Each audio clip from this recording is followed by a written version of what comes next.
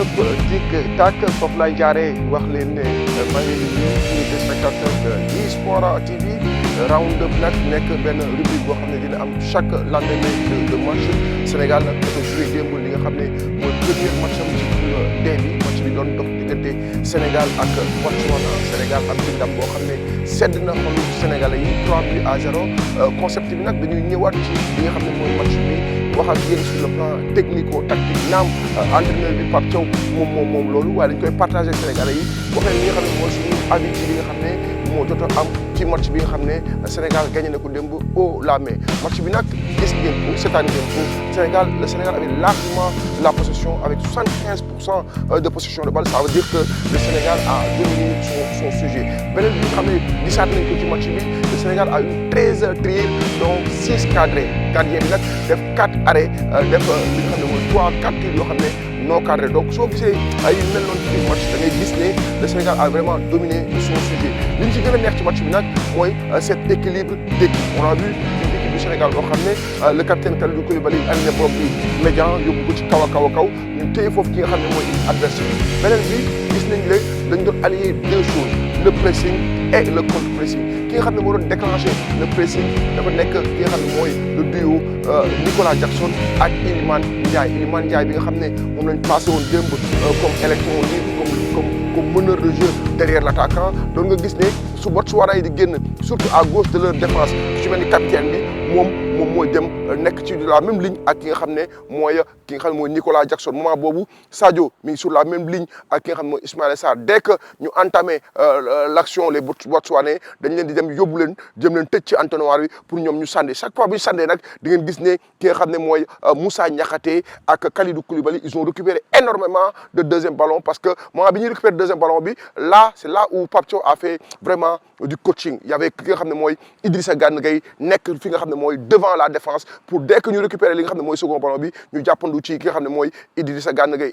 ma taxaw ci moom mi nga xam ne moo mag ci tanière bi il est né en 89 Idrissa Gana Gueye bi nga xam ne démb moo nekkoon 23e matcham de CAN wane na démb ne c'est le leader de cet entrejeu wane na démb ne comme ni mu ko defee woon contre Kinshasa contre RDC à Kinshasa Idi démb devant la défense vraiment il était phénoménal certes il a eu à faire 2 pertes de balles mais dans la récupération dans la projection dans la temporisation gis nañ Idrissa Gana Gueye démb wane na loo xam ne gëj nañ ko gis ci Idrissa Gana Gueye wane nañ Idrissa Gana Gueye bu Lille Idrissa Gana Gueye bu PSG nga boole leen donc ci maturité bi loolu la andi beneen bi bu ñëwee ci défense bi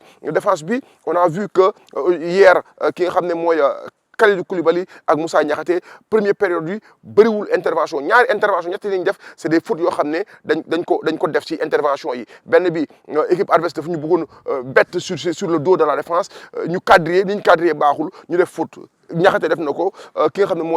ne mooy Kalidou Koulibaly def na ko beneen bi ci défense bi on a senti ce match correct sérieux appliqué de ki nga xam ne mooy Krépin Diatta le seul hic de Krépin Diatta hier à un moment donné li nga xam ne mooy Jacobs doon def à gauche dinaa ñëw ci Jacobs on l'a pas senti à Krépin à droite parce que amul woon li nga xam ne dañu libéré couloir extérieur bi pour moom mu mun ko jël parce que moment boo xam ne Ismaïla il avait collé la ligne benn moment boo xam ne Ismaïla dugg na ci demi espace bi Iliman Ndiaye ñëw complètement à droite parce que Iliman Ndiaye comme je l'ai dit tout à l'heure il était l'électron libre parce que donc boo nekkee électron libre nag da ngay mën a bouger un peu partout gis nañ ko à gauche gis nañ ko à droite loolu géré woon na tuuti Krépin maintenant mën naa juum est-ce que du consigne Pape Thiaw si c'est les consignes de Pape Thiaw on est d'accord parce que tamit mënoo tijji sa ñaari couloir yëpp li ma wax ci Krépin ci match série bi ci match appliqué bi deuxième période gis ngeen ko génn na lu bëri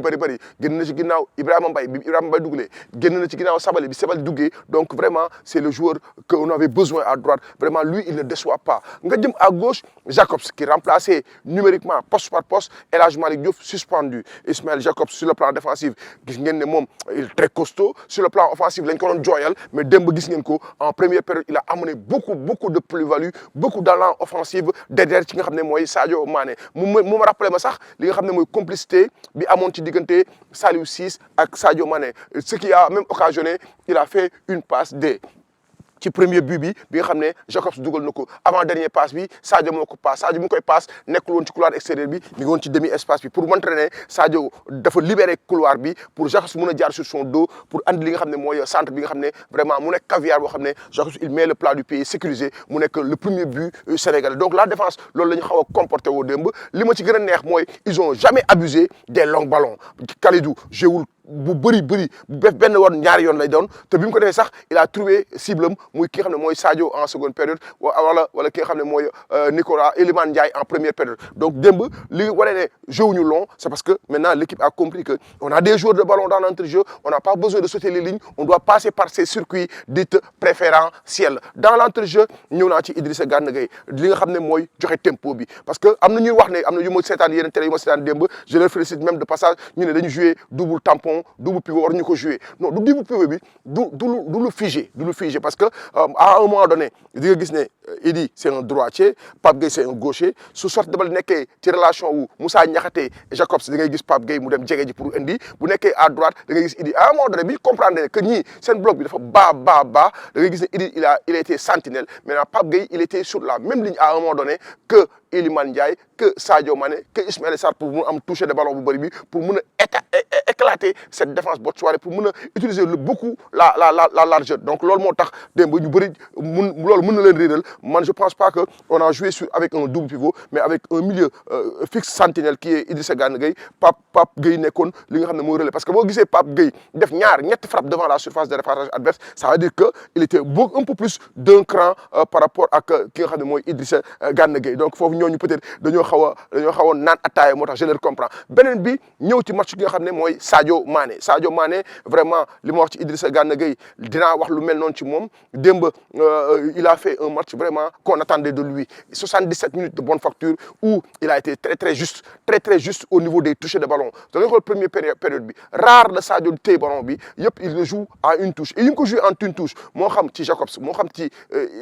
Nicolas Jackson moo xam ci Pape Gueye sax à un moment donné ak Iliman Ndiaye c'était vraiment des caviars beneen bi sur l'avant-dernière passe il a libéré le couloir wax naa ko teg tànkam fi nga ko war a teg à un bon moment ñu andi li nga xam ne mooy centre bi en deuxième période il a eu à arrêter des occasions am na boo xam ne peut-être qu'on dise que war na ko jox Iliman Ndiaye mais c'est ça l'astuce d'un attaquant gis nga ki nga xam ne mooy Nicolas Jackson à un moment donné war na jox Ismaïla joxu ko à un moment donné war na joxaat Ismaïla joxu ko parce que attaquant moo baaxee noonu attaquant moo bëgg di dugal but moo bëgg di améliorer ses stats donc Sadio il devait faire la passe il avait vu que moom s'il frappait il allait rentrer au fond il a frappé ça a ricoché avec le mollet du défenseur botswanais loolu dañ ko koy baal mais un match vraiment correct de Sadio très appliqué parce que Sadio nag am ko en attaque dafay permettre défense adverse bi du yéeg day permettre défense adverse bi day changer li nga xam ne mooy stratégie de jeu donc Sadio démb il a été vraiment correct si je le notais j'allais lui donner 7 sur 10 ma ñëw ci Ismaïla Sarr bi nga xam ne première période bi mi figue mi raisin parce que première période bi aussi xaw ma ndax Iliman li mu doon ñëw tout le temps derrière Ismaïla sur le flanc droit xaw na ko gêner parce que gis nañ ko mu nekk ci demi espace bi maintenant doon andi aussi ay fulgurance tantôt mu accéléré tantôt mu jàppandu 1-2 dem aussi il a été un peu correct mais deuxième période bi laa ko gën a sentir parce que deuxième période bi il a mangé la ligne deuxième période bi il a débordé il a amené du Ismaïla Sarr beneen bi mooy Nicolas Jackson bii moo nekkoon 5e match am boo xam ne il a été décisif avec l'équipe nationale du Sénégal 5 matchs yi dafa am 6 buts am li nga xam ne mooy 2 passes décisives bi je me rappelle de son doublé contre le Kenya biom contre Mauritanie ak yeneen yi nga xam ne jot na ko di en 5 matchs donc Nicolas Jackson jàpp nañ ne c'est l'avant-centre du Sénégal c'est vrai que des fois il manque li nga xam ne peut-être mooy le plus facile mais il marque le plus difficile parce que à la 3e minute le caviar servi par ki nga xam ne mooy Idrissa Gana Gueye il a pris de vitesse la défense maintenant il a manqué de lucidité il a buté sur le bas-ventre du gardien botswanais mais le deuxième but de Nicolas Jackson le crochet derrière le défenseur il ajuste le gardien ça veut dire que il a du talent ça veut dire qu'il a du ballon maintenant c'est un attaquant il doit être beaucoup plus fin il doit améliorer ses stats parce que aujourd'hui su dugaloon 3 buts day nekk le premier Sénégalais bi bokk ci top 18 yi nga xam ne moo amagum en Afrique te amul benn sénégalais am na 6 égyptiens sénégalais dugal fa but pour am li nga xam ne mooy premier sénégalais bi dugal 3 buts ci benn match ci CAN loolu amagul donc yooyu lañ doon xaar peut-être mu améliorer statistique parce que nag ku wax football wax statistique parce que ci la bokk jeexalee ci ñi nga xam ne peut-être si vous le permettez mooy les remplaçants commencé ko ci par Ibrahima Mbaye je l'ai dit hier ci reportage yi c'est pas donné à n'importe qui d'être derrière Ousmane Dembélé Ballon d'Or, derrière Désiré Doué, derrière Barcola, c'est un joueur de classe mondiale. Donc Ibrahima Mbaye, autant pour moi je dis c'est un joueur de classe mondiale. Da ngay xool toucher de ballon bi, da ngay xool li nga xam ne mooy aisance tactique bi nga xam ne am na ko. ñëw ci ki nga xam ne mooy Ibrahima Youssouf Sabali bi nga xam ne autant pour moi maintenant Youssouf Sabali bi nga xam ne chaque fois bu duggee il est décisif parce que nag Sabali ak Ibrahima c'est les joueurs de l'avenir. C'est des jeunes lions aux dents longues yoo xam ne mën nañ tirer seen épingle du jeu dans des matchs de l'équipe nationale du Sénégal. Saluer aussi la bonne entrée de Pathé Ciss, dans la récupération parce que boo mënee moment boobu 2-0 il faut que nga commencer nag di tëj li nga xam ne mooy entrejeu bi pour bañ a perdre beaucoup de ballons moom ak Lamine Camara bi ñu ñëwee ils ont muselé, ils ont amené beaucoup de technique, ils ont amené beaucoup de tactique, ils ont gardé le ballon, faire courir l'adversaire, combiné avec l'arrivée de Chérif Ndiaye qui a été corroboré par un but. Donc en général li ma ci gën a jàpp mooy l'aspect tactique mooy le bloc de Pape Thiaw médian haut, la largeur utilisée, des fois on touchait sur les verticalités et surtout entre les lignes. Donc loolu c'est des stats yoo xam ne Pape Thiaw est en train de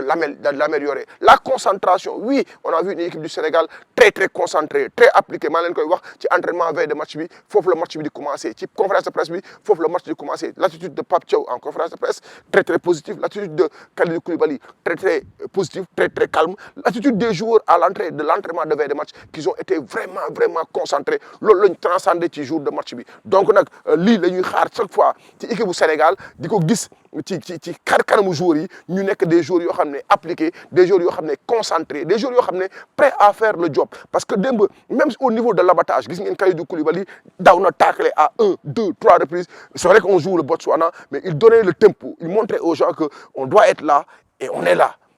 Viva Sénégal ci kaw ak yeneen ndam. Round up, tac, tic ou tic-tac comme vous le voulez, mais nous on préfère tic-tac sur DS Sport TV. L'abreuvoir du football, la passion du sport.